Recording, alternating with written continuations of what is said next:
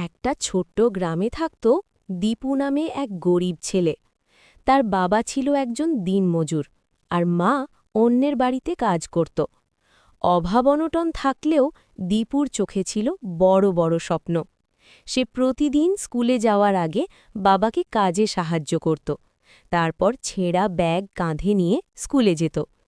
স্কুলের স্যাররা দীপুকে খুব ভালোবাসত, কারণ সে মন দিয়ে পড়াশুনো করত। অন্য বাচ্চা একদিন ছোট্ট রাহিম খুব কষ্টে ছিল। তার পড়ার বই ভিজে নষ্ট হয়ে গিয়েছিল বৃষ্টিতে।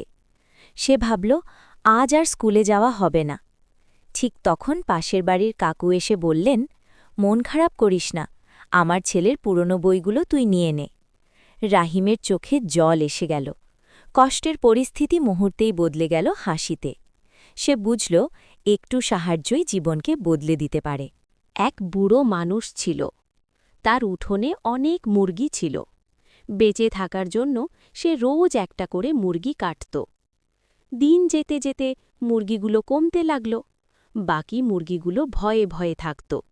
ডাকাডাকি বন্ধ, খেলাধুলা নেই, শুধু একটাই ভাবনা, আজ না কাল আমাদেরও কি সেই দিন আসবে? রাতে সবাই গায়ে গায়ে লেগে বসে থাকত, ভয় কাঁপত। একদিন বুড়ো মানুষটা হঠাৎ থেমে গেল। সে বলল, আমি যদি সবাইকে শেষ করে দিই, তাহলে একদিন আমি একাই থাকব।